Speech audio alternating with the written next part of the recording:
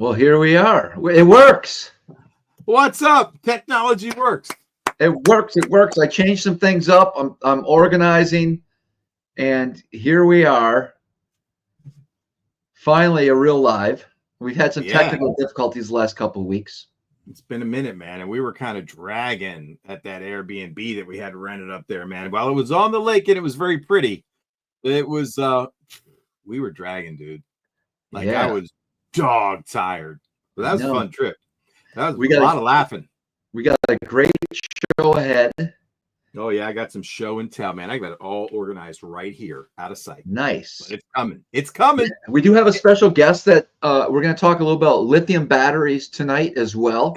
That's an exciting topic. It is. There's a lot going on in that industry right now. Guys have made the switch in the different, I guess, situations where some of this newer technology when it comes to batteries come into play. And I'm going to kind of walk you guys through my setup, and then we're going to learn a little bit more about that tonight. We're going to make it somewhat a short live, but we really want to talk about, that's the theme recently. You know, this is going to be a really quick live, guys. 3 hours later, we're still going. No. Oh, but tonight it's going to be a short live. Yeah, it has to be. I know why. I know why, but that's all right. Move on. You know why? Oh, I do know why it's a short live. Yeah. Should we dive into it? No, I mean, no, I don't think we should dive into it. I always know get up early. I know what you did last summer. Okay. Fair enough. But so yeah, we'll keep it short. We'll talk about the science behind lithium batteries. And, maybe talk about your odyssey before you landed on one of the better ones you found, in your opinion, right, Lynac? Sure. We'll do a little review of our trip together. Oh, we definitely have to do that. I think we had some really interesting things to talk about, man. We do. So Eric recently came up here and fished. Now, I've been duck hunting the last couple of days. Yeah. The government of New York does not allow me to catch a smallmouth as of yesterday.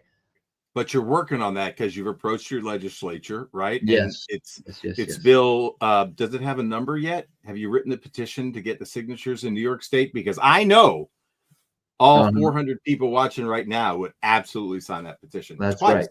That's right.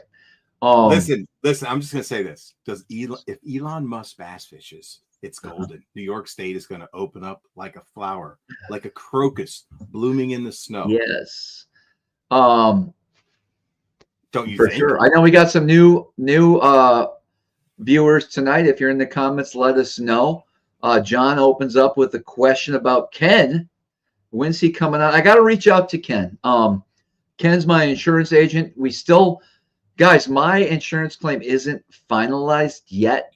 Wow. So I'm still kind of waiting, but I will unleash the beast as soon as possible.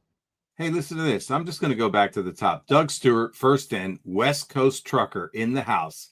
He's I-5 southbound. Let's give it up for truckers, right? Because truckers truck stuff, man. They do real work. They do. Where do you see that in the comments? That's right up there at the top, bro. Just scroll to the top.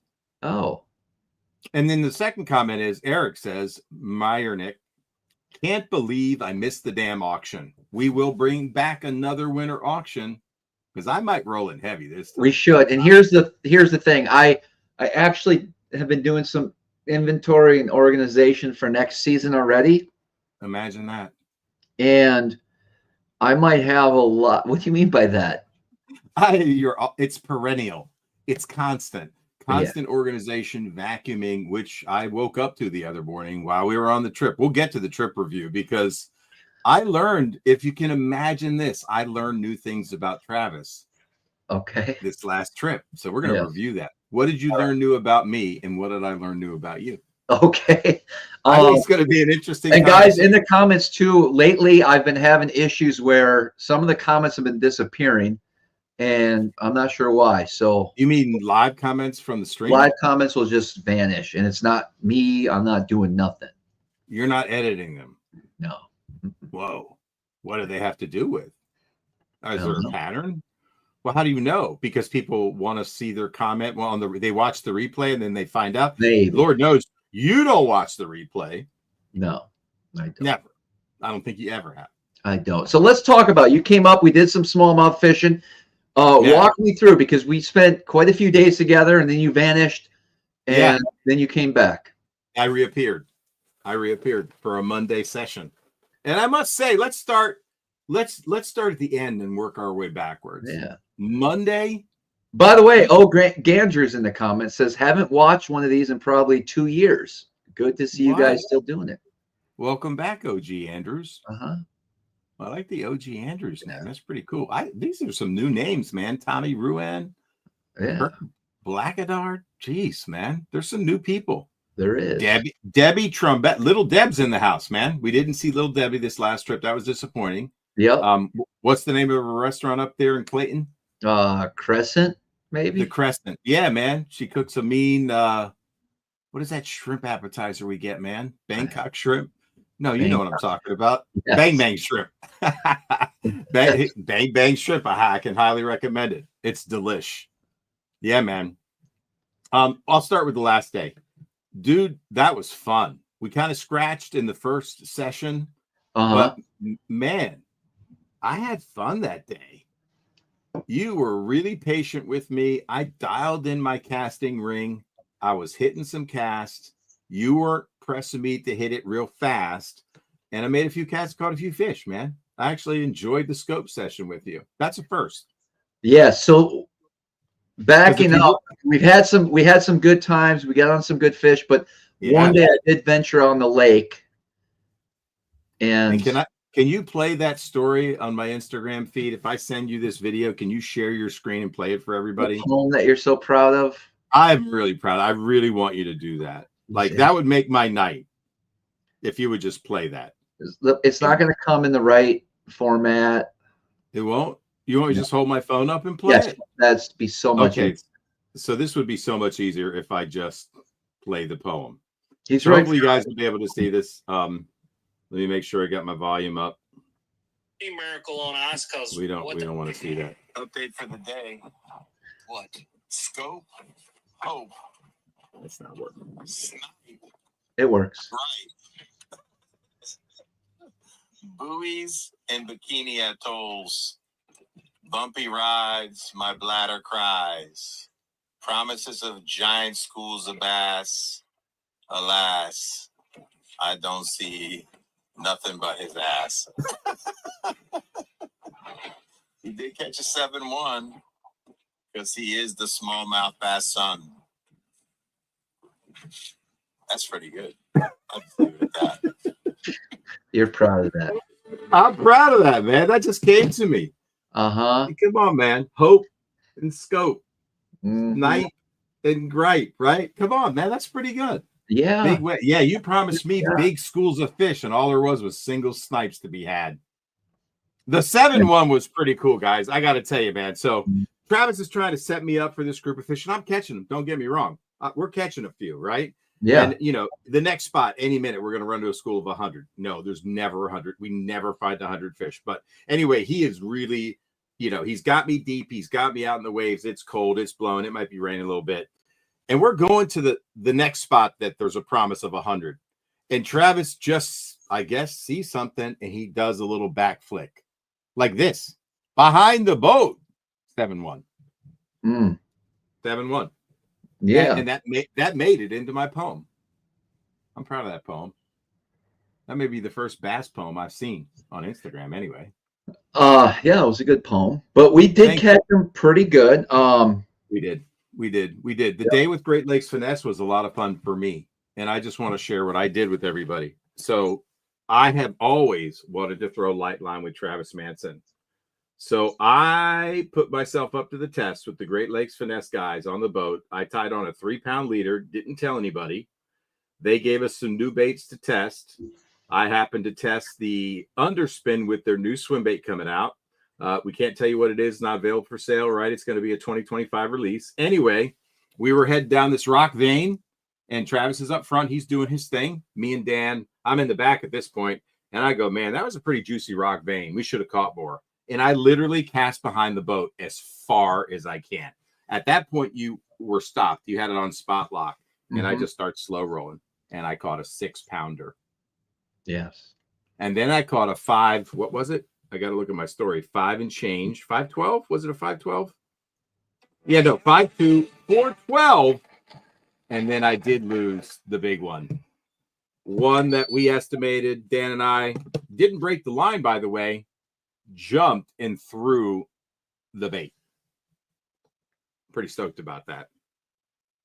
And I'll tell you this much. And this, you guys, listen, use Travis's. You've got your link in the description of this video, right? Your tackle warehouse link. Why don't you put it up now before I show anything? Yes, we can grab that. I think that would be a good idea, because if you guys don't have that little snack crawl in your jammy Jimmy, you can buy it on Tackle Warehouse, correct? Or the Pradco one, right? Yeah, correct. The links. That's the link right there, guys. That takes you to Tackle Warehouse. They'll actually help out the channel right there if you do make any purchases. We certainly appreciate that. But yeah, we did some filming with Great Lakes Finesse. We tried a lot of different. We fished a lot of different ways over the last couple of days out there. We did deep, shallow, and everywhere in between. Yeah. Very cool. You tried to get a popper bite going. I was dying. Well, I was dying for that. You solved the mystery of the mystery suspended fish, which were whitefish. A lot of whitefish around. Yep. Whitefish, right? Mm-hmm. Right. Do large smallmouth eat large whitefish? I don't think so. Those are pretty big. Yeah, but aren't they littler before they get really big? Well, they have to be, yes. I'm just saying, is whitefish part of a smallmouth's diet? It has to be, yeah. Interesting. Food for thought. We experiment a lot with. We made a couple videos. So what's going to happen is we'll release these videos over the winter time. Right. Good idea. Can I just finish the story of what I used for the 3-pound test, because there's a lot more to it. Yep, okay. 5-pound Cortland master braid. Travis turned me on to 5-pound. Thank you. I throw it on a 7.6 medium light. Mine happens to be a G Loomis Conquest. But Travis, you have the hair jig rod that is made by St. Croix, correct? Yep. Is 7.6, I think. 7.10. Personally, if I had that rod, that's what I would have been throwing it on. I would throw it on, and I had zero problem. This Drennan. It's Drennan, Drenna. If you can see that is steelhead fluorocarbon leader. It's very hard coated because steelheaders use it in rocky terrain. So if I wasn't a G Loomis guy, I'd be buying that St. Croix 710 because it's medium light. Correct, Travis? Yep. I personally like it on a 4,000 reel because I can pick up a lot more line and I have less line twist. Sure. So I throw it on 4,000 size. I know you have your own jam or whatever anybody wants to throw on. You don't need a new reel. Yep. But I have a lot of line out there. And the drag for me it's way more surface area drag. So I never felt like I was in danger of that fish breaking off. I felt it handled the 6-pounder really easy. Now, these are winter fish, granted. Summer fish can be hotter, but the 7 did throw it on a jump. Maybe I didn't get a good enough, hook set, but I'm just pull setting with a lot of the size hooks that on the baits we had. They're sneaky little underspin, which is for sale now. And I caught it on a new color that they're offering, which, you guys will see in 2025. I would say it was a perch color, wouldn't you, Travis? Yes. Yeah. He was very, we can't really talk about it too much. Right. But 2025, they're going to be releasing it. But it pairs nicely with their underspin, and that Gamakatsu hook is very thin wire. I will say this about the snack crawl. That is their tube head from Great Lakes Finesse, which is one of my favorite tube heads. But I would heavy up. I would not throw that on the medium light. I would throw that on a medium to medium heavy spinning rod. And it could even be handled on a bait caster because those smallmouth do not seem to be line shy. Sure. So anyway. I definitely experimented with downsizing in line in the past. Made a video about it. I think it works. I think fish don't necessarily are worried too much about the line. I think it's just the way the bait. It's the action. The action of the bait is really what it comes down to. Yeah. And Dan, to give Dan some credit, I've had a 4-pound spool of line here for years before I met Dan. And I always intended to bring it up to Travis because I had this white Yamamoto worm that was curly tail. Read an In-Fisherman article about a way to get pressured fish to bite. Still want to do that one with you, Travis. So I said I bought some Drennan when they brought it up, and I bought the 3-pound. And they say, and these guys fish as much as you do. They're Canadian, and they're like, that's been something they've been doing for a while on pressured fish. So maybe it's the action that it imparts your bait, a finesse bait in particular. There are little downsized baits like the, what is it? The cat, the mud cat, the flat cat, the drop minnow. 3-pound test is going to let that bait have a lot more action. So, man, if you were a non-boater on the Great Lakes, I'd be making bomb casts behind a scoper and maybe getting a fish or two, especially if you're shallow in the spring. Sure. That's my tip of the night. I certainly have used a lot of 8-pound tests as my main leader. On my drop shot, so especially this year, I have slipped down to 6 for a lot of techniques. Right. Only because I'm fishing open water a lot, and it just does work. Yep. You're not going to get in trouble, but I would only go light with a medium light rod. Now, we also made a couple of videos, and I'm gonna be editing this and probably getting out over the winter, guys, just because I've been so busy right now. But remember the video we shot with the Nico Craw? Dude, this is another one I wanted to shoot with you, and let's real quick. Came prepared. I was so proud of you. So let me show you how the day went. We started on the lake, and I promised Eric there was a massive pot of fish in a 60-yard stretch of rock. Yeah. I left them biting back in mid-October, and I thought they'd still be there. And you asked me, and I gave you the first 3 casts, and it took you 3 casts, but you caught the first one. I posted it to my story. We caught a few fish. We did. It took you 3. It took you 3 casts. We put the boat back on the trailer and launched at a different launch. It was now 10 o'clock. Of course, it gets dark out at 4 o'clock now. So, oh my gosh, like half the day was gone. We're running out of time. And so we get to an area and we struggle. Oh, this is crazy. We struggled for a couple hours. Agreed? Tell them what we saw. Lots of smallmouth bass everywhere, shallow. Yeah. Yeah. Oh, yeah. We visually saw. Like, not live scope, eye scope, brain scope. There they were. And we couldn't get one of them to bite on a short pitch cast. Nothing. Hard. We saw whitefish. That's when you solved the mystery because you saw them swimming. We saw northerns hanging around. Multiple. A lot of pike. Oh, my God, big pike. And we saw very lazy smallmouth. But to be fair, the day before was a big front. And the day we fished was no wind and high pressure and high sun. Yeah. Which shouldn't really matter. I mean, I don't know. Did it? Well, it did then. We couldn't get them jokers to bite. Yeah. The shallow fish did not want to play ball. Pinhook, we did not see Shore Lunch George. No, we looked. I should have taken you to that spot, but I was one of the. I should have went there. I know. Anyways, so then we get deep. The last spot. Oh, yes. But then I made a little run. It was about 2 hours to go before the sun goes down. Yep. And I stopped right on the spot and put the trolling motor down and basically said, here we go. It's on. You said they're just crawling around out there. And it didn't matter where you cast. Sometimes it was 3 and 4 bites per drag. It was pretty crazy. And Travis goes, I'm tested out a new jig head, which I love because I throw it for largemouth. And this is a BKK, and this will replace your slider. You will never throw another slider. So this is the BKK. I think it's called the Easy Slider, correct? Yep. Travis? Yeah. If you're going to get it by use Travis's link. It doesn't cost you anything. It just helps the channel out and helps Travis out. So BKK. I've used this for largemouth. It's nasty with a Zoom finesse worm. And in fact, I threw it with a Zoom finesse worm and Yababi. It's one of my favorite colors, and this is it. And I always wanted to know, would a smallmouth eat a Zoom finesse worm? And yes, they do. So I was throwing a shaky head. But Travis decided he was going to throw it on a realistic crawl from Nico, correct? Yes. So I used why you had the crawl? Because you wanted to do a challenge, correct? And a test. Correct. So I started whacking them on the full crawl. I felt good.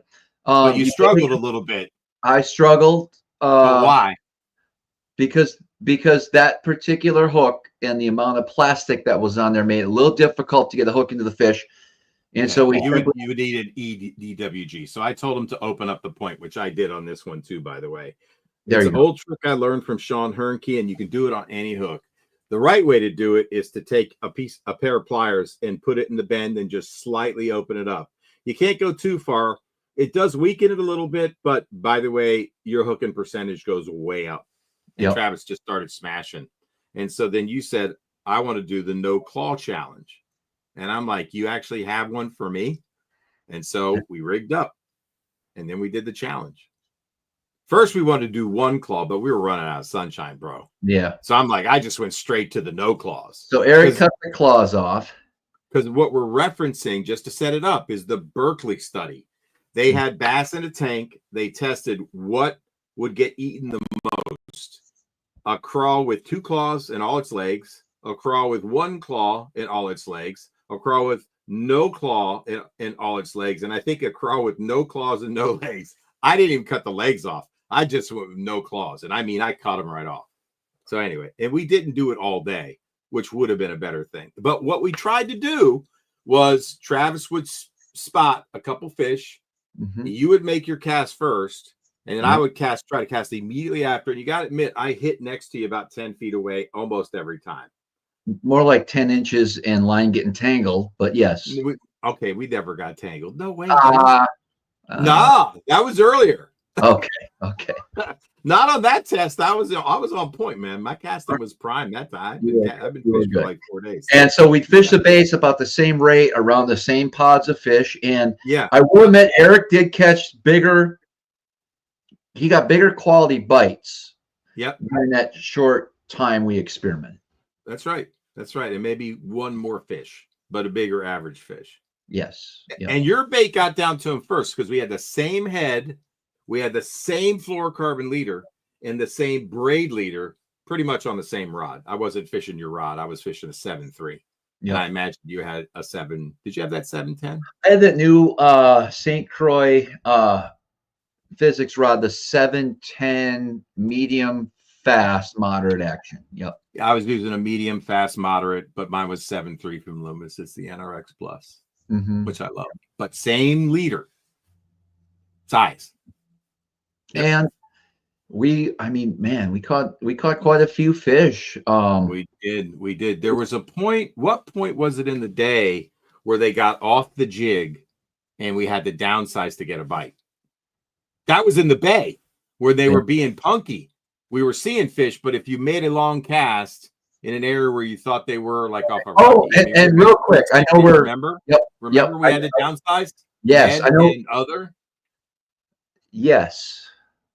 I do recall that. I do want to touch a story before we bring our next guest on, but remember that one specific area that was deeper, 25 to 30, 40, and I caught a couple on an A-rig. Yes. Couple on a sniper jig.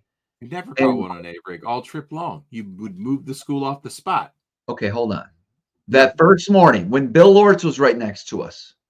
Oh, maybe you caught an A-rig fish, but I don't remember you ever catching an A-rig fish the whole time we were out. More often than not, you would pull the school to the boat. Yeah, you would threaten to pull out the A-rig again. Every time you did, they'd follow it. Yeah, you were making the cast. I mean, it'd be like 2 or 3 fish behind. You could just see it, and I'm like, you just busted the school up again. Yeah, you get mad every time you pull that A-rig out. Well, you couldn't believe they wouldn't bite it. I couldn't believe they wouldn't bite. I thought for sure you're going to get a double. It didn't happen. I don't know why. That's weird. That's weird, dude. But it was real frustrating because we were around a bunch of deep fish. And here's another thing, man. We went back to the basics. We rigged up a light jig head and we put a net rig on and we counted rocks back to the boat. Super slow. 100%. I think I was throwing a bug and you were throwing a Ned, and both performed very well, but a very the Z-Man bug, the thing you've always thrown. Yep. Worked great. We finally actually caught plenty of fish, I felt. We did.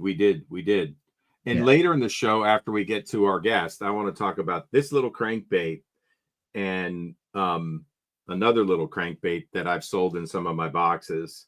But those little jokers, and of course, you can't not throw a wiggle wart in here. I was custom painted by TK. It was OG wart. But these little dudes, but there's something special about this one.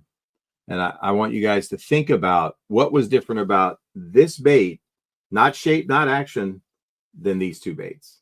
What was different about that one? This one was a top performer. This is a very small crankbait, and it is very unique. Let's see who knows what it is. Bobby Balsa will know what it is. I'm sure if you, but there's some juice here for you. And it was an awakening for me, awakening for me. All right. And it should be an awakening for you, because I can't wait to get back up there with you in the spring and do some of this, because you can cover 10 times more water than dragon. And that might be for somebody who's not scoping. So if you're a co and you're stuck, whether you're in a largemouth tournament or smallmouth tournament, this might be a little tip to help you get some fish in the boat. All right, perfect. Lee's asking what rod I'm using for the A-rig. I use the St. Croix Victory. I believe it's a 710 fast action rod. They make a great rod. It's really specifically designed. A lot of guys will throw swim baits, glide baits on that. But I love it for an A-rig rod. That's kind of my whole deal. It's designed for pulling fish off of a schooling spot and not catching them. You might have caught one. It's just so crazy. I know there are days where it worked, but it did not work. I swear it didn't work. I don't know why it didn't work, but it got him interested. Oh yeah, we saw him come off the bottom all day long. No, and follow it. Not just come off the bottom, but just track it right to the boat. Yes, Lee, it's the heavy rod. Yep. Do you think we could have dropped right on those fish and caught them after you called them in, or was the jig up? Man, we never tried that. Those fish were picky. Yeah, they were really picky. Oh well, we'll get into that. Okay, real quick. Last thing before you bring on your guests. So maybe for the first time in a while, I'm running a Cyber Monday sale on all my swag, hats, shirts, and stickers. And for those of you who are new, we got the River Rat hat, we got a Tug Life hat, we got a Bass Lab hat, and all these different types of stickers. We do have a Rise and Glide shirt for those of you. Love it. Yeah, man. For those of you who are, we got Keep on Grind. I'm just going to go quick. Legendary Lakes. That's fine. St. Lawrence Super Tanker, hopefully on a shirt soon. Stand by. Pier Rat for you saltwater guys. Morning Wood for all you crankbait dudes. Darius King, I see you in the house. And Bobby Balsa, I hope you got one. And all these come in small and large. The Bass Lab, of course. River Rat, one of my most popular. That's Morning Wood again. Here we go. She Thick. Tug Life. You got too much. Too much time here to talk to Craig. You ever think you'd be a 50-some-year-old? Wait, you're 60 now. I'm 62, bro. You ever think you'd be 62 designing stickers?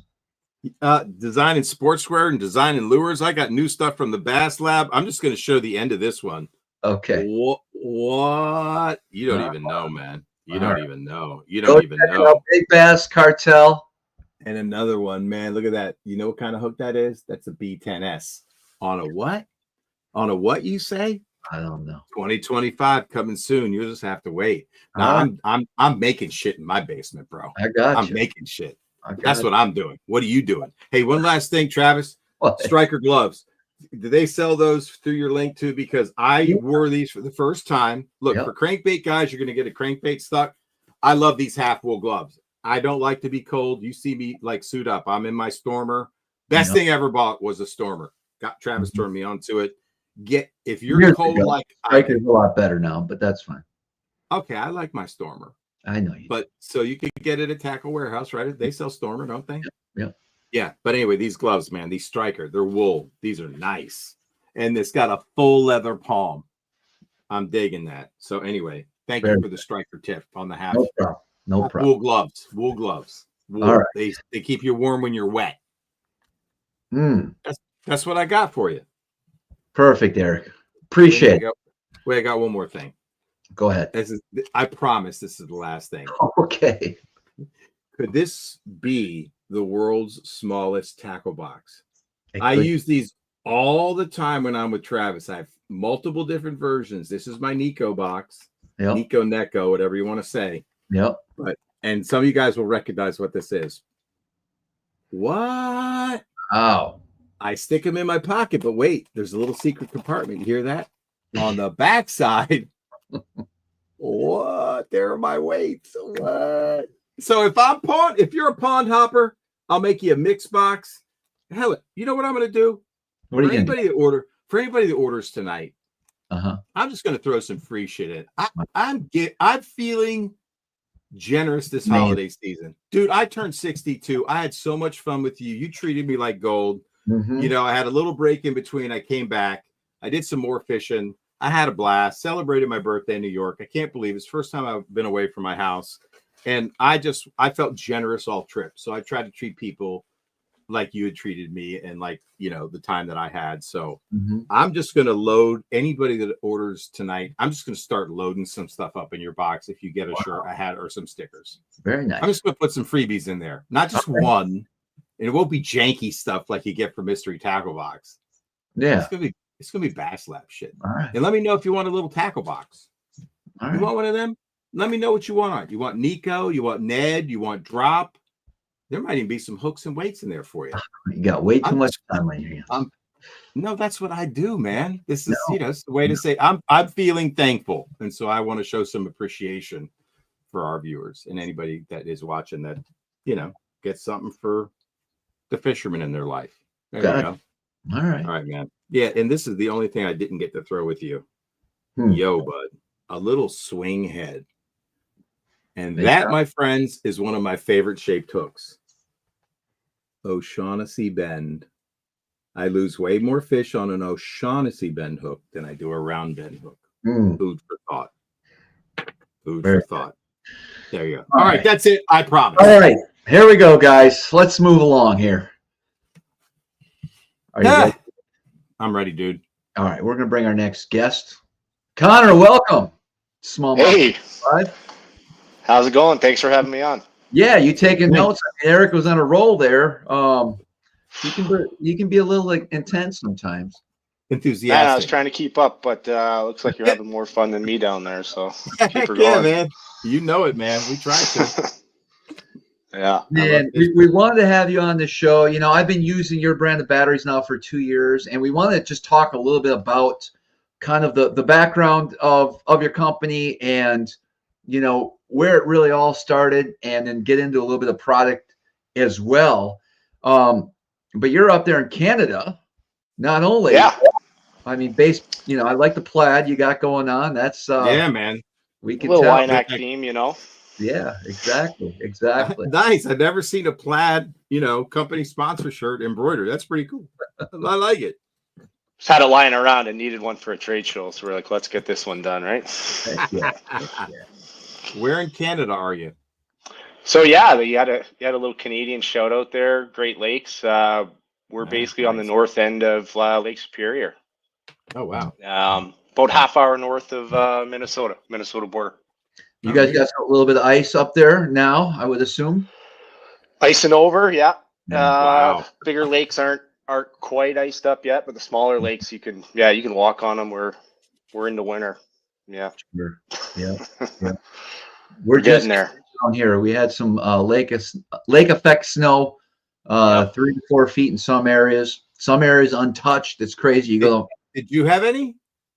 Very little. Very little.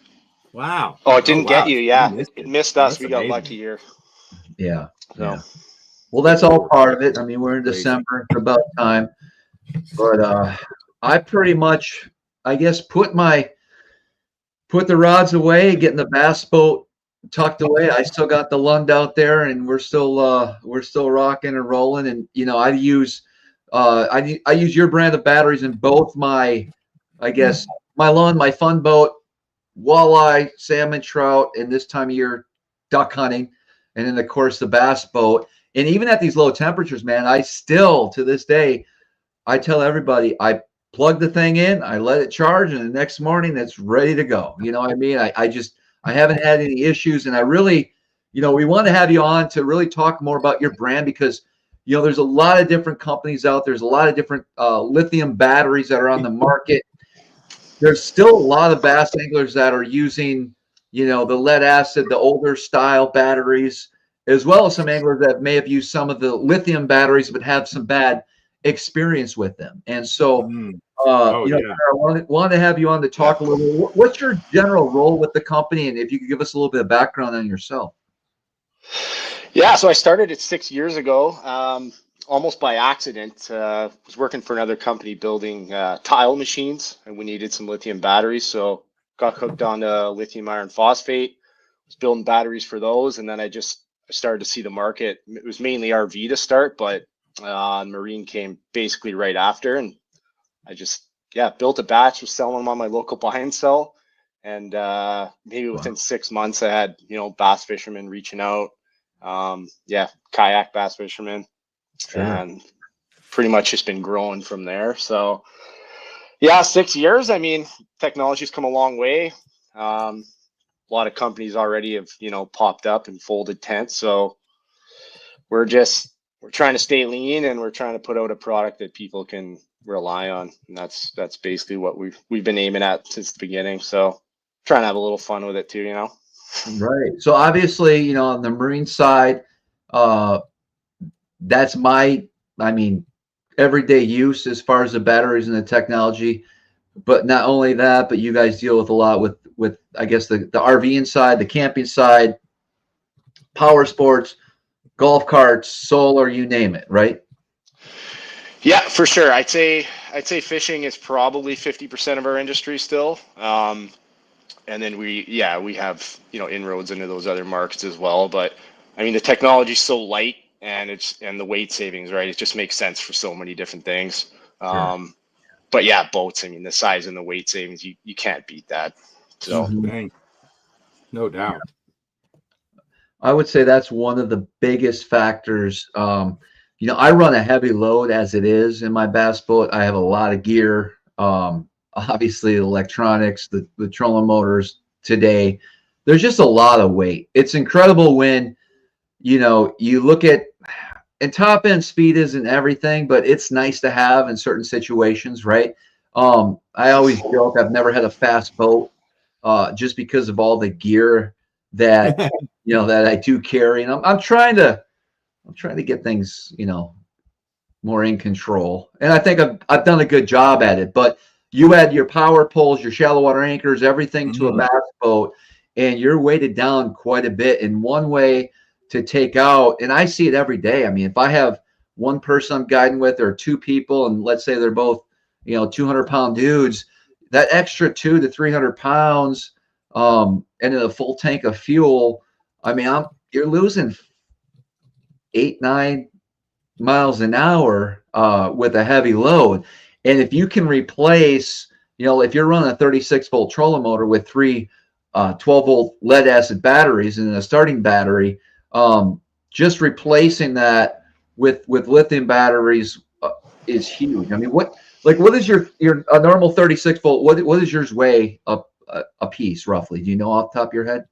Yeah, they're 40 pounds each. Sure. And you can get away with one of them, but most serious guys have two in there just so they can't, there's no chance of killing one in a day. So it's about 80 pounds for those. Yeah. Yep. So huge difference. I mean, not only that, I found one of the biggest things is just being able to charge a lot faster, right? I remember back in the day, pre-lithium, I'd wake up at 3 a.m.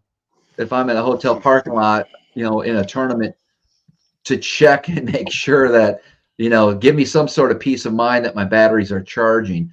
And with lithium, it's just such a quicker response to that charge. Yeah, that's a huge benefit. I mean, 5-hour charge time. One thing that people are always stuck on with the lead batteries is, keeping them on maintenance charge and things like that. So For sure. the fact that you don't have to do that is huge as well. Like, you just kind of, charge in the day before and go out. So Travis, have you ever taken a look at what were your costs because you're lightening the load so much in terms of gas savings from a gas and economy perspective? I mean, there's speed, and then there's $4 a gallon gas. Sure. No, I think that comes into play. For me, it's more, like I said, I've never had a real fast boat. I'm lucky to hit 70 just because of everything. And, I know that some people that's fast, but 70. A light load. That's funny. Slow poking 3-footers. There's a big difference between 70 and 73 when you're in a tournament. and you're making Oh, but run. when you're going down the river and you're trying to get to buoy 52 and that, you know, the Johnson's past you and you fucking see that. Right. Oh, Canada! Oh yeah. And they Yeah, beat you that's again because they're faster. I guess. Now Yeah, they're they're dialed in. They've got like 6 rods. You've got 60. I mean, you can't help it. All right, sorry. Let's get back on track. No, I can't. No. Rolling in a tinner, right? Yeah. Right. We got a local bass tournament, and it's once a Yeah. year, and we get up and have coffee on the beach and watch them all rip by because it's just like 70. So we're gonna go in a tinner one year and just kind of anchor. I love it. Just be like the last. Yeah, there you go. That's right. Just start smashing them. A couple questions here in the live chat. We have a question about lithium batteries. So this guy lives in Wisconsin and it's getting cold outside.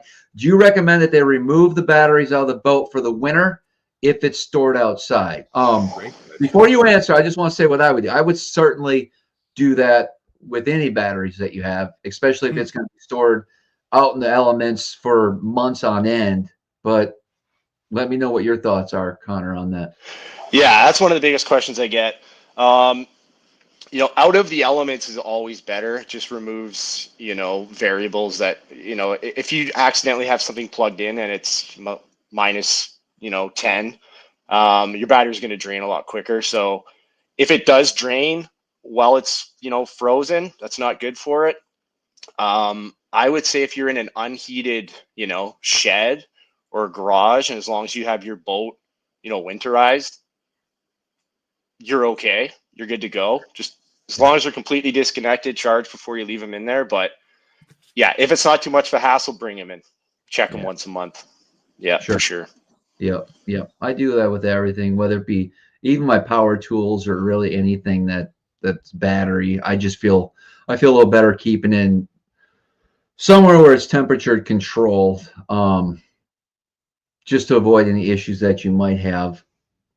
Yeah. Climate control too. If your boat's a little wet, you know, that humidity over the winter and gets some freezes. But yeah, humidity's not the best for them, like all day, every day. You're pretty good at it, except that one time you left that co-angler in the boat when it was minus 10. We don't want to talk about that. No. Well, it certainly does get, obviously, you know, I wish I didn't have to put the boat away, but we had to ramp the last couple days. I'm still busting through with the lawn. You guys, really? Grandma was out. Yeah, we shot some ducks yesterday out there, man. It was. And the lawn, was that your trip? No, that was a couple days ago. Yeah. Oh, that's right. That's right. We had a good, we had some good sea duck hunts out there. Okay. I mean, here's a test. So I'll tell you a quick story. So I have 2 of your 36-volt trolling motor batteries in the Lund, and I was in some super big waves, Eric. I think this was like 2 days after you left. Wow. And it was blowing 20, if not more, consistent. Okay.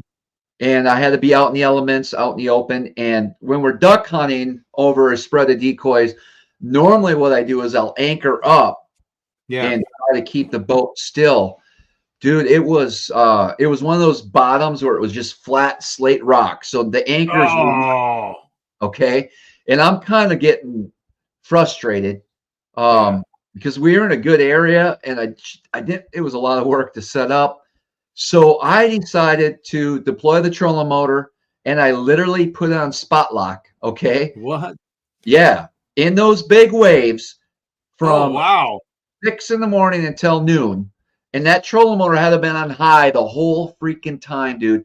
And I mean, as great as your batteries are, Connor, I'm thinking any time, because this thing's going to die and we're going to have to figure out a way to complete the hunt. Never ran out of juice. That's amazing. Yeah, dude, that was now that's kind of like, I'm glad I discovered that. I mean, it was rough out there, and there's sometimes you just cannot anchor in those types of conditions. So I put the trolling motor out and we were able to hold. But I don't think you could do that with a lead acid battery at all. That's awesome, man. That's good to hear. Yeah. Where were you again? Are you in Lake Ontario? Yeah, northern New I York, was right? hunting the bay on Lake Ontario. We do a lot of sea ducks out there, so you get longtails and scoters and things like that that come through this time of year. And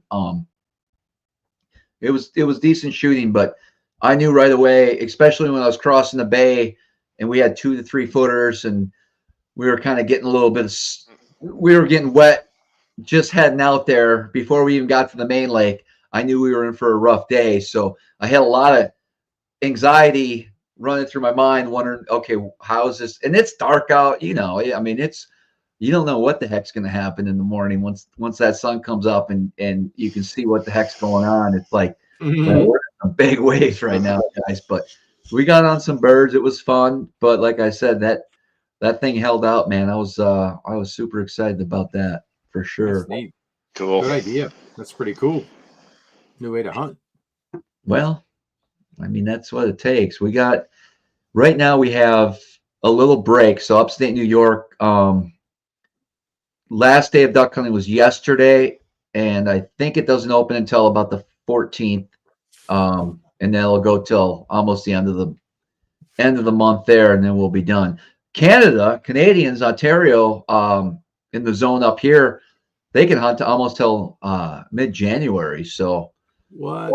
I know it's not fair. It's not fair. Man, Canada got That's it right. surprising. When are you moving to Canada, bro? Right. Well, we see Canada every day, man. You know. I think just a short row across the river. I know. Declare Yeah. your citizenship, bro. You could We do have a dual. Canadian water You could be a dual citizen. I know. I should be. I don't know how that works, but You got to. You just show up. You do. Yeah, exactly. Trudeau will let you in. You've been really nice to him on this show. You never have a bad word to say about him at all. If he just goes back and rewinds it, he'll see that you really do love him. You're in. That's good. I can almost guarantee it. Yeah. Connor, talk about some of the benefits that you see anglers when they do switch over, to lithiums and they're looking to upgrade maybe for next season. Talk us through some of the reasons why you might want to do that.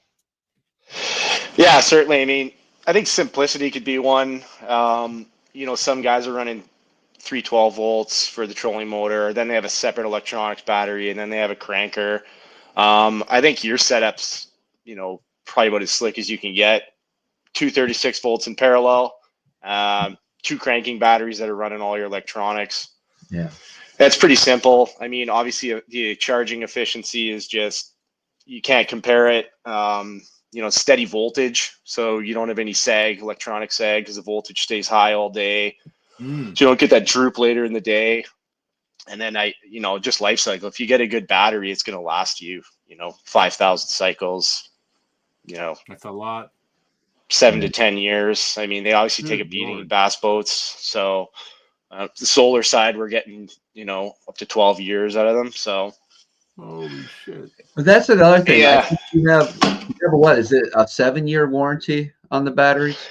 Yeah, we have a 7-year. It's a little different. Like Dakota offers an 11-year warranty, but it's prorated, so they just give you a percentage of your money back after so many years. So we did something a little different. We do 3 years. First 3 years, if anything happens, you basically get a new battery, and then it switches to prorated after that. So, Gotcha. Yeah, that's one thing we've always done, is try to make sure we're covering our warranties, and things happen over 6 years. There's obviously bumps in the road, so yeah, we look after people and make sure that we can keep them on the water.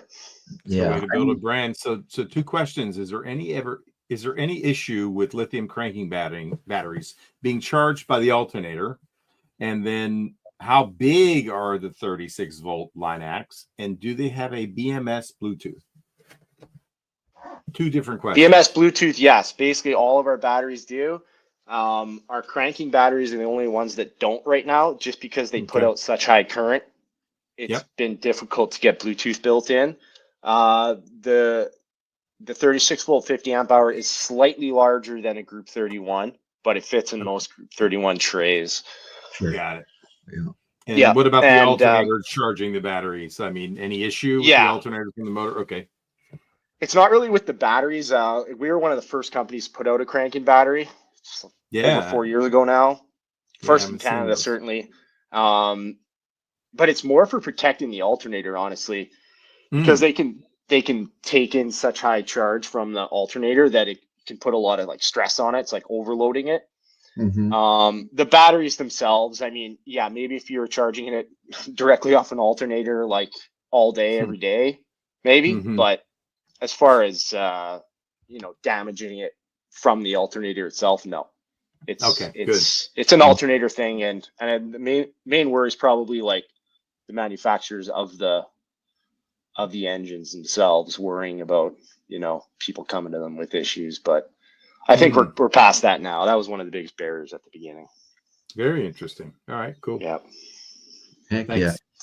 Good questions. One thing I would recommend too, because I've done that with all my bass boats. So a lot of bass boats will come with a battery tray that's just a standard stock plastic tray.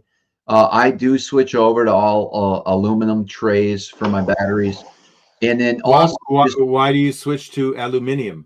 Because I just think the plastic just cracks. It always has. Okay. I mean, that's one just simple things. But even your battery straps that come with a lot of standard bass boats, I don't even like those. Like I'll buy my straps are all was it TH Marine makes some good battery straps. Yeah. You just want to have, regardless of what batteries you're running, especially when you're in big water like I am, you got to have that stuff secured down and taken care of and checking it regularly. I mean, that goes with everything when it comes to a boat, because if something isn't right, I mean, it's going to let loose when you're out there. The Great Lakes are a different beast compared to anything else. Yeah. They just are. The bass boats aren't built for it. Fact. They're built for it. It's just no, they're not. No, they're not. They are. No, they're not. No, your shit gets torn up if you run it hard. It does. 30 miles out. It'll beat the hell out of you, man. No, dude. Bad units coming off, man. Top caps coming loose. Cracks in your gel coat. It's just hard on it, bro. So I get why you upgrade all your stuff. It's the truth. Hey, Kent Collins asked the question, what about charging systems for lithium? Sure. Yeah. Yeah, another good question is, most people before they buy, how do I charge it? So basically any existing AGM or gel compatible charger it's so close to lithium that you can use them. Okay. So yeah, like any old Minn Kota Precision or whatever you're using. So like your standard, I kind of say within the last 10 years they're going to be a smart charger and you can use them. Okay. Lithium profile might give you a little bit of a quicker charge, and it's hard to be 5 hours though. I mean, right? It's true. It is. Yeah. Yeah. Travis might, we're off the water at 9, eat dinner at 10, boat's charging, it's 3, let's go fishing again. I could see him doing that, but we'd still be full charged. We would be. I run the power pole charge with my lithiums, don't have any issues with it. Like I said, it's such a great system, but I do carry, things happen. If my power pole charge was to go down, and it has a few times, I do carry the Lynac chargers as well. I have a 36 and a 12, and it's real simple. I mean, you hook it up. Even if I believe it's in parallel, you can still just hook one battery and it charges both, correct? Yeah, it basically just turns it into one battery when they're hooked up in parallel. So 2 leads, connect it. Yeah. Okay. That's just a question on jump starting. Knowing that if a charger fails, I got a backup. That's good to know. Yeah, and especially for the 36 volt, right? Because if you're running 312, that's always been one of the downsides with the 36. Is most people have a 12 volt charger kicking around, but I mean you can get a super cheap 36 volt charger now, just in case something happens to yours, right? Yeah. And then if you're running the 2 batteries, right, you got the reserve in case something happens to one battery. But not necessarily a charging issue, I guess. Eric, what were you saying about Ken had a question, or did we answer that one already? What happens if your lithium cranking battery for some reason is done and I need to jump my boat? Can I jump it off the 36 without disconnecting wires? That you can't do. That you can't do. That's what I want to know. But you can No. carry a little power pack, and Yeah. it'll hit right away Yeah. for sure. Which one do you use? The Noco? I Power think pack? that's what it was. Yeah, as far as an Okay. emergency jumper. Yeah. Yeah. Yep. Okay, cool. Yep. Yeah, it's a must-have if you're tournament fishing or anything. We have another Anything. option there too. Is we have Do you? two smaller cranking batteries. They're 60 amp hours, and if people are looking for about 100 amp hours in their cranking battery, I suggest going with the 260s. Gives you 120 amp hours, but just in case something happens to one of the batteries, you have a reserve there too. But Sure. yeah, the booster you can't beat for Right those little on. packs. Oh, they're nice, man. Track Good to auto go. gets you right. Yeah, man. So as far as if guys are looking, and we're just going to stick with on the bass side in a bass boat, what would be your recommendations as far as the batteries that you would recommend for a typical setup? Maybe give us 2 examples. Give us one for the average angler might not have a lot of graphs, and then one for the guy that's fully loaded. You know what I mean? Yeah, let's start with fully loaded. I mean, I think your setup's the way to go. You got Mhm. more than enough cranking power, more than enough for your electronics and your trolling motor. Lots of lower budget guys don't want to change their charger. So typically there we'll do a couple 12 volts for a 24 volt trolling motor or 3. We have 72 amp hour 12 volts, a little smaller. Lots of tournament anglers are running that. Okay. That's cool. And then, if yeah, we have 2 sides of crankers, and that's the other way to go, right? Just a couple 60s or a couple 100s. Mhm. Even one 100 amp hour cranking battery. If you're not hitting it too hard, you're just getting out there. I mean, I run that. I have a wake setter. I just use 100 amp hour cranking battery. Never had an issue with it. And Sure. yeah. The 312s though, that's the most common setup I still see with people, and they're always Mhm. wondering, what do I have to change? The charging issue is always big, and it's basically just you can drop the 312s in for your 36 volt trolling motor, hook them up like they were before, and off you go. Sure. How about that? David in the comments asked, on average with a 24 volt Tarova trolling motor, how long does a 24 volt 75 amp hour last? I Great question. am in lakes in Wisconsin. Can you? I suck at this. Give us a I don't know, lithium batteries for crash course. Dummies. What are you really trying to accomplish and look for when you're choosing a battery based on your needs? Like, how do we even start? Because it can get complicated with your electric, looking at your amp hours and figuring out how long can I technically use this piece of equipment before it dies. Yeah. Okay, so we'll start with the 24 volt trolling motor. It's going to be about an 80-pound thrust. So at 12 volts, basically, it's going to draw 80 amps. So if you have a 75 amp hour 24 volt battery, theoretically at full pin, you're going to run for 2 hours. Sure. Yep. That's how that works. I know that's complicated, but it's really hard to give you like an actual time of how long they're going to last because everyone's setup's different. Depends how much you're using it. So yeah, I don't know. How can I make that clearer? Because I get technical. So sure. No, I get it. I guess it's really, you got to kind of look at what you plan on using. How, I remember this was probably 5-6 years ago when I first used lithium batteries, and I thought I had a pretty good setup. And I went to a trolling motor only lake, and I ran that thing on high, and I was shocked at how not so far I got by doing it. Oh, right? What an odyssey, bro. I remember the calls. Not good. It's like, oh man. Okay. But so yeah, a lot of you said if you back off a little bit too and not go full speed, 6, 7, whatever setting on your trolling motor, If you do back off, I obviously got a lot more distance, but if you go full out and you're on it, I mean, No bueno. if you don't have the right setup, you're going to be sorry.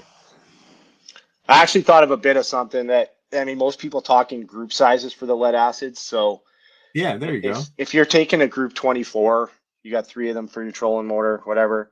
If you're putting a group 24 size lithium in there, you're going to get, 70% more juice, 50% more juice, somewhere around there. Wow. So you could do it that way. If you That's a good replaced like comparison. all the batteries in your boat with the same size lithium, you're going to get almost double the runtime. Sure. Wow. So- That's a great way to put it without getting Yeah. technical. Bingo. Yeah, and the weight savings. So we always say twice the power, half the weight for the same size battery. So maybe that's easier. Gotcha. What makes your lithiums different than others? Another good question. Without giving up any state secrets, Canadian secrets. Oh, they're out there already. He's listening. So one thing we've done from the beginning is we've always used grade A plus cells. What you does can that get mean? any type of, basically like the best cell you can buy for this type of lithium. And we've always used that, even though they're more expensive. Yep. For example, if you buy one off Amazon, you're getting 100 amp hour for $200. I mean, there's something that they're skimping on in there. The other part is the BMS. So the battery management system inside these batteries, they should all have one. Basically it could be low end to high end.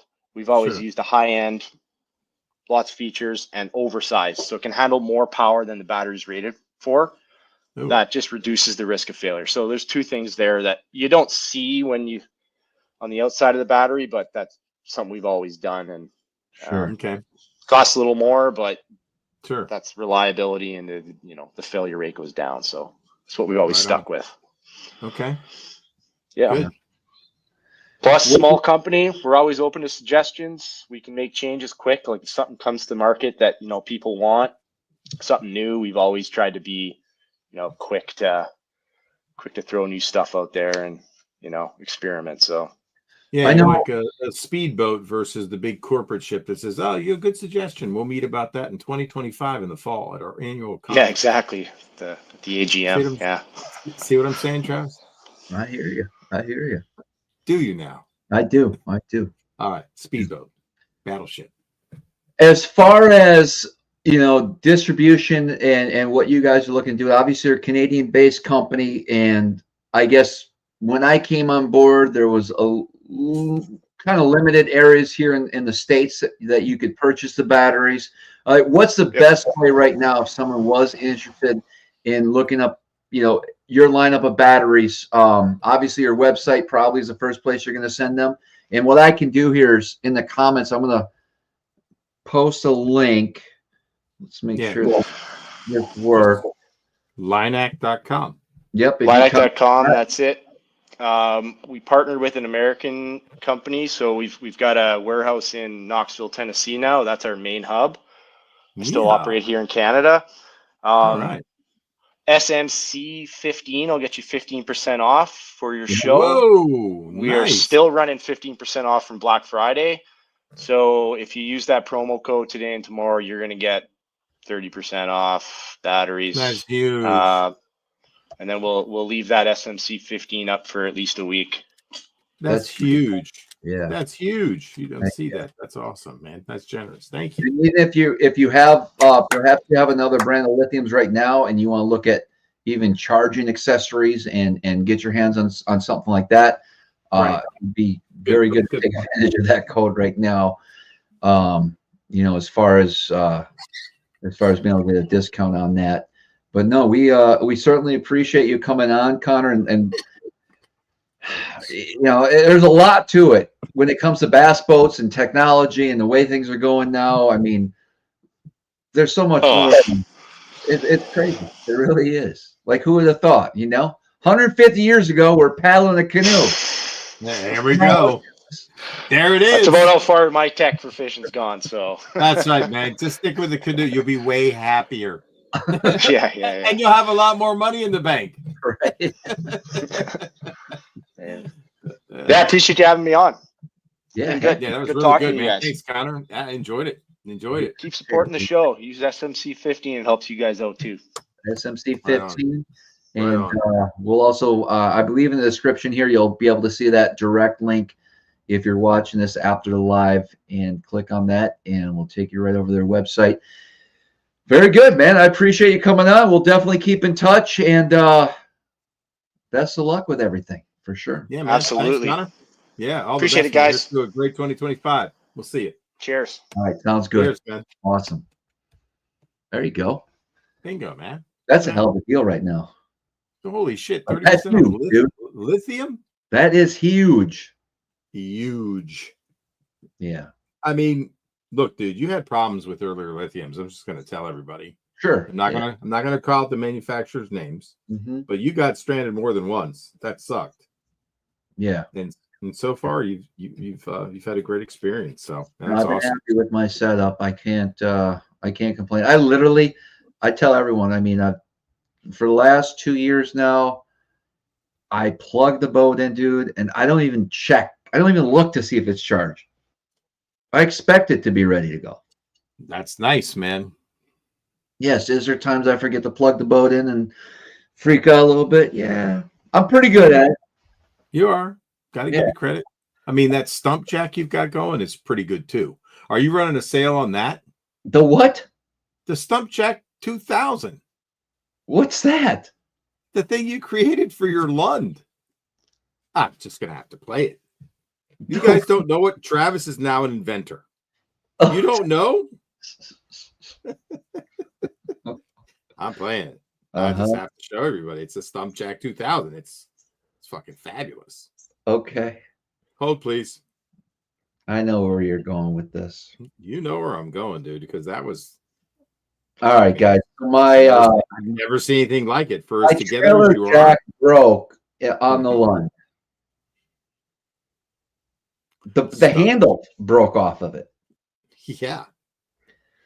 And my jack wasn't high enough, and I had to take my Milwaukee chainsaw, electric chainsaw, and carve that perfect. Well, here it is. Okay, hold on. Let's play it. Let's play it. Okay, here we go. The brand new 1880 Oak Jack edition for the Lund. Sorry. By Travis Maxson. There's a stump under his tongue right there. I'm sorry. The Seagull Rescue one. You like that one? I actually fixed it. Remember that that jack I was trying to sell in the last auction that nobody bought? Yeah. Well, thankfully nobody bought it because I ended up using it. The problem was it wouldn't fit properly, and so I had to drill into the frame of the trailer. Ooh, that'll avoid your warranty real quick. So I had to buy some metal drills. I was a little nervous. Yeah, I would be. But I got the right drill bit, and then I was hoping that I would not hit a wire. And I had to drill 4 holes. Okay, so here's what I did. I lined it up. I did the marker on the holes. I went for like, I don't know, 5 minutes. Yeah. And then right as soon as it started to cut into the frame, it would go out crazy on me.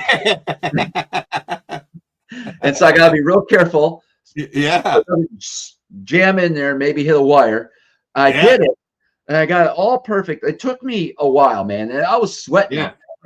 You know what I mean? Yeah. I felt like I was like a titanium drill bit drilling into Mars or something. But you felt like you're a real worker that day. Yes. So what happened was, unfortunately, only 2 of the 4 holes lined up.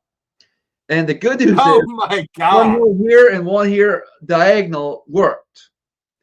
Oh no! I was able to fit the bolts through. So I jerry rigged it, but it's working. Yeah, you MacGyvered it. I did. You MacGyvered it. All right, well that's good. I hope it holds for some time. Yeah.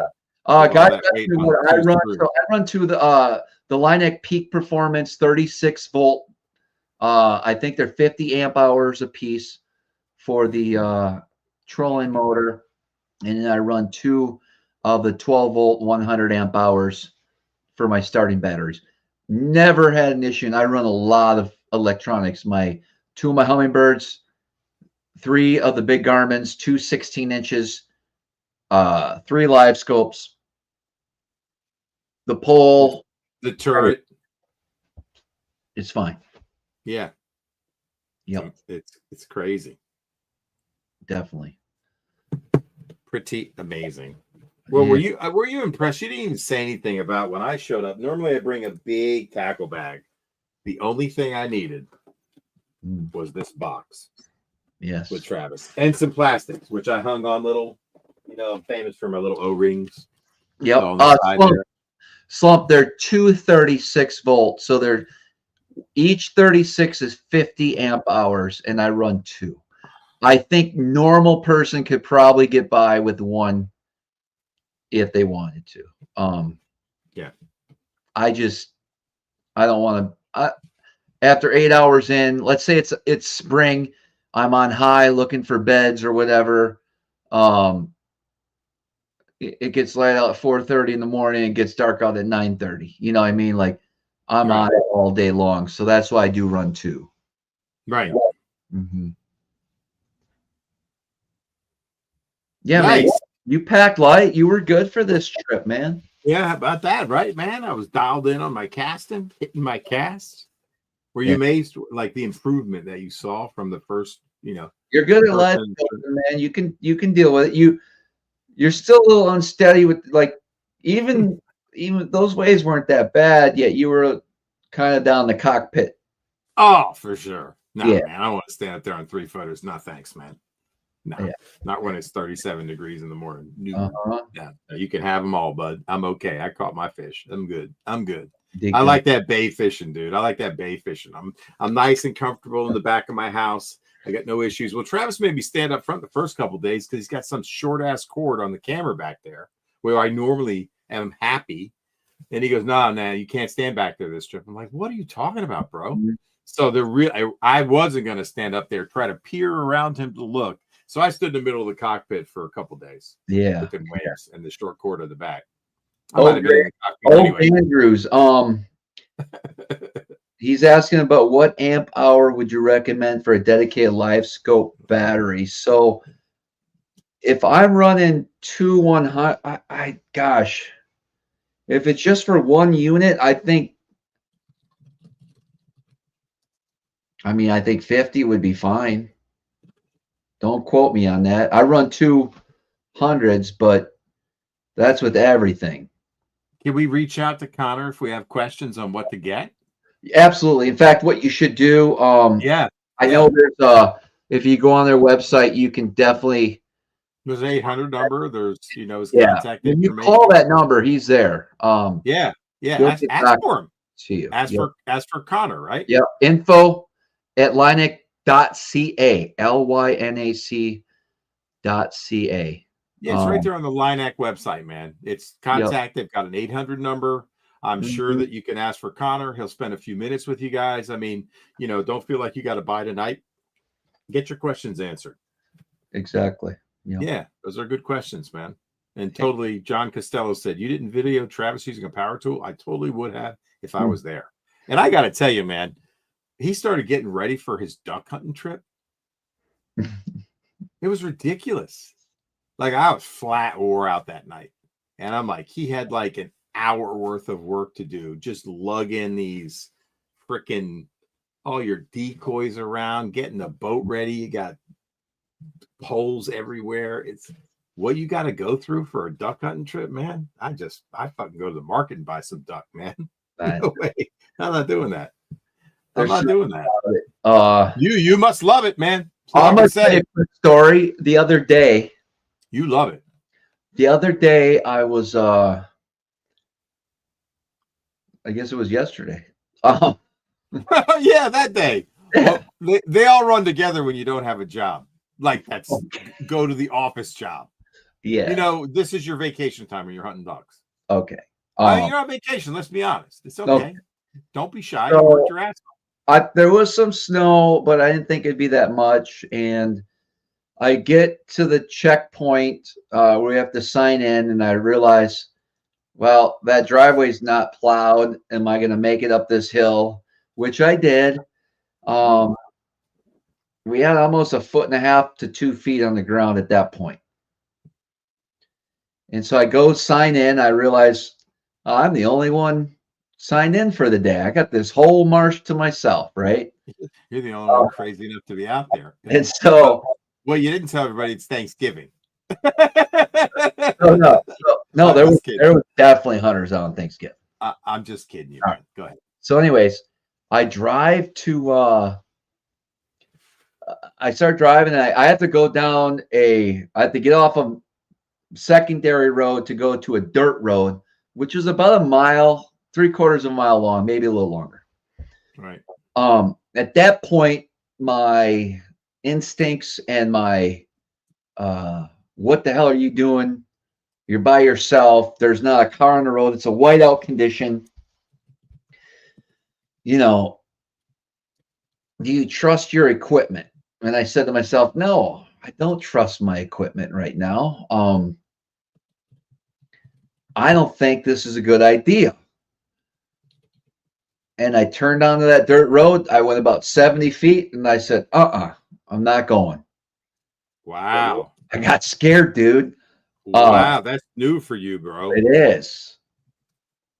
Yeah. And so I put in reverse, backed off, backed down my tracks, got back to the main road, which wasn't even still covered, and then got to the other road that they had some plows out. Yep. And I felt defeated. I'm like, it's the last day before the season starts. Oh, that's why you wanted to go. Well, it'll open back up, but there's a little break. And I'm like, oh, man, this would have been amazing. I'm like, first of all, I'm not going to know where I am out there, even with a headlight in the snow. Like, it's going to be hard, right? Yeah. Let alone if I get stuck, nobody's going to be back here. You actually thought about it, but maybe I did. Maybe that was pre-written. Maybe. So I hightailed back, got reset up, hooked the boat back up, and I launched out of Clayton instead. Okay. Still got to the ramp before sunup. There was no snow up there. 0. That's amazing. 0 in Clayton. 0. And like I'm in 3 feet of snow at one point to 0, 2 miles down the road. That's nuts. And so that's nuts. And yeah, dude. Wow. There's one point I'm driving 5 miles an hour, and the next 100 yards I'm doing 60. That's crazy. So that's crazy. And the way it worked, because the lake is so warm, and there's a wall out there of clouds that are like whatever it's doing, and you could just see it just dumping constantly.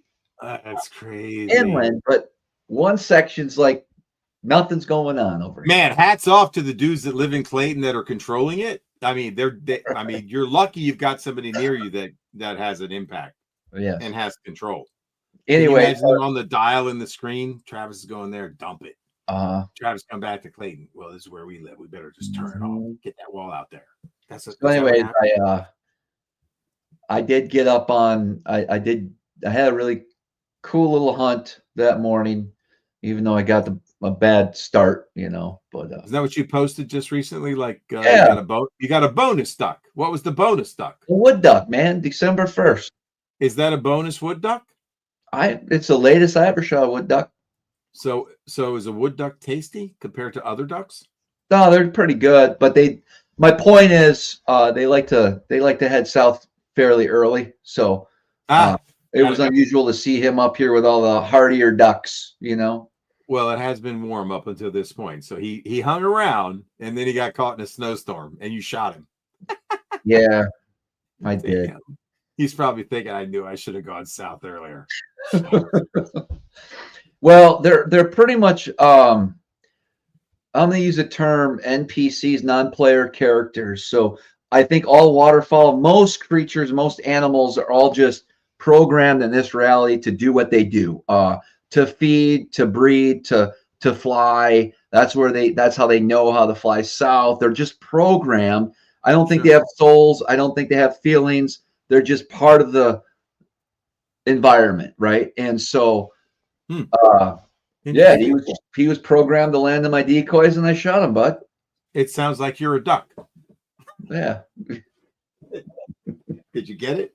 Anyway, can I talk about this special little crankbait? Yes, let's talk about it. So I want to get into the bait talk because I spent days up in New York and I had a blast. I got to test some new things. We got to do the no crawl claw challenge, the realistic crawl. We got to test some new heads. I got to test a finesse worm for those of you just joining.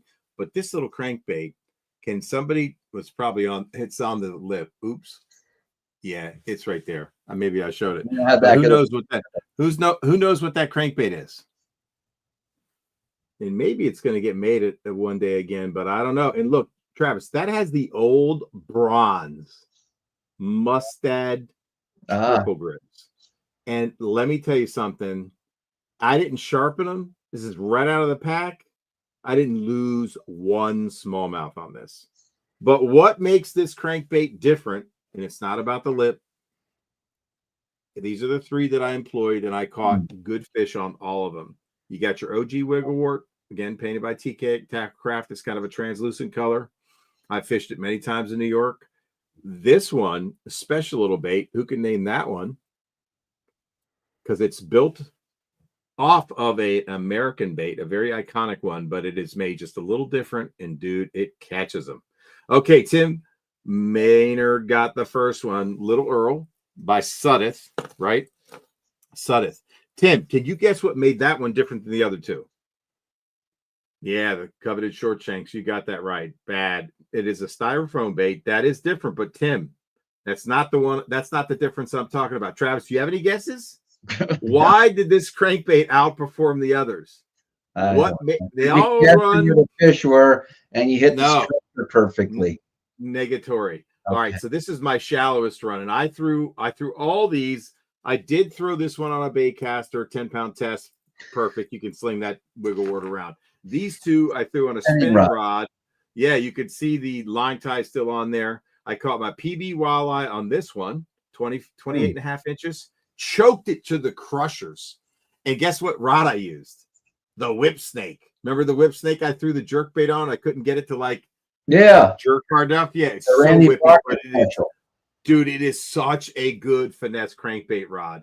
Wind to my back, chucking these things a mile. All right, I'm just gonna give you what it is. All right, so there's an S on this. Why did I write S on this? Does it suspend? Suspending. Nope. Keep thinking. Deeper. Bingo. Guys, this was an aha moment for me. I was able to get, just in rocky territory, this finesse crankbait to 12, 14 feet. No problem reaching depth because I could make a long enough cast. I could wait.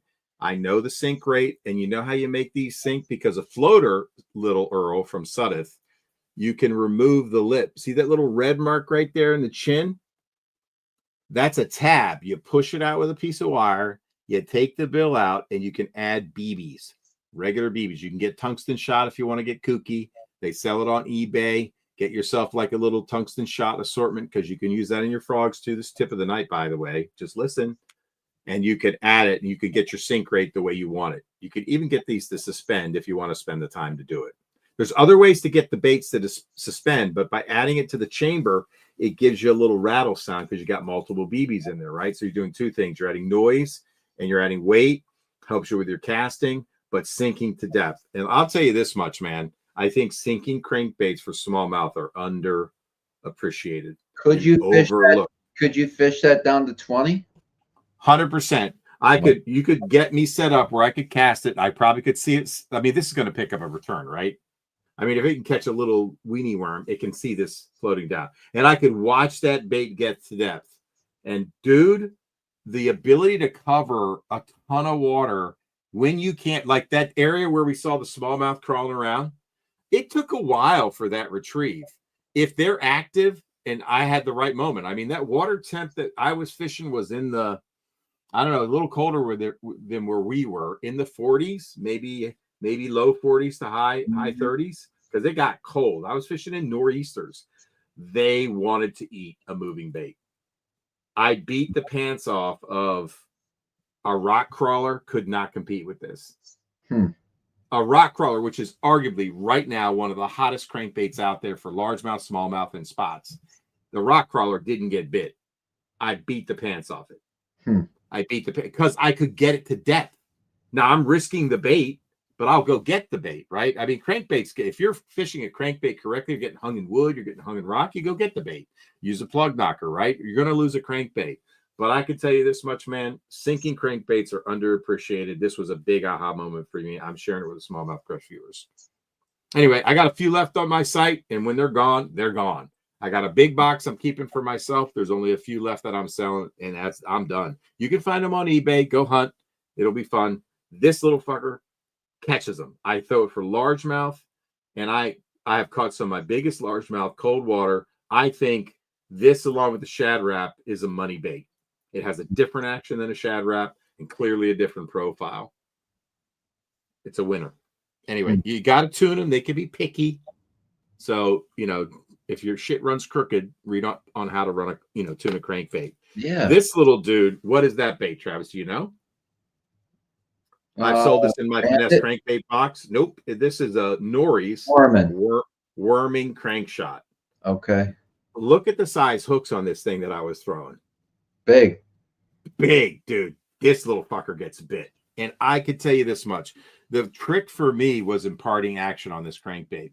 Those smallies did not want a steady wind. And certainly on the Suddeth too.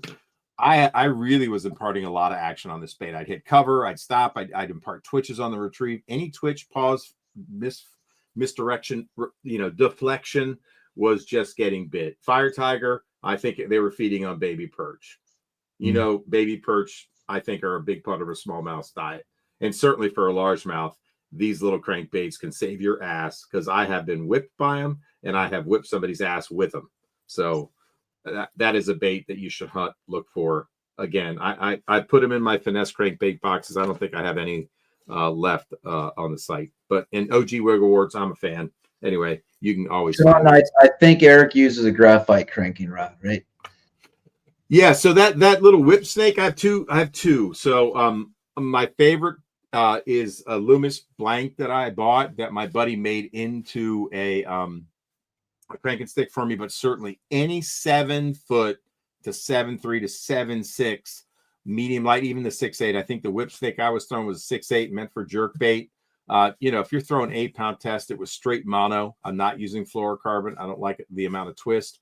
I've even gotten away with braid to a long leader. I think you can really send the bait far. There's a lot of ways to use a spinning rod and braid, even with smaller little top waters. That's a nice little trick for everybody. 30-pound braid on a spinning rod for your smaller Ricos. Because it's 30-pound braid, you can certainly handle a fish. That's why I like the 4,000. But Sean, this particular bait I was throwing on the whip snake, and yes, it's all graphite, Travis, to answer the question. There you go. And just, you just got to lean into the fish, man. And I swear there's something about that bronze triple grip that just doesn't miss them. I mean, you are digging in those fish. That hook will be on the outside, inside, in the gummy part. When they get hooked, it doesn't let go. And I did not sharpen these hooks. This is a very old bait. And you can sharpen. That's the nice thing about a bronze. And the proper way to sharpen, get yourself a stone. You can get ceramic. They sell them in fly shops. It's a couple pulls here, down, away from the point, then on this side and on that side. You're not trying to do, it's not a cone cut. I mean, a conical point. There are 3 edges to this, and you can kind of see it if you look at the hook closely. So if you ever see this on eBay, man, buy them. Not only the bait, but that thing. Again, I've got a few left on my site, and when they're gone, they're gone. I love this bait. This is a money. One of my favorites of all time. That's why I carried it. There you go. Anyway, there you go, man. There you All go. Yeah, I just wanted to show my little box. Can I show my box off? I'm proud of it, man. I bought this box. Remember when I got it? You remember when I got this? Yes, in your yes tackle big purchase from the hookup tackle.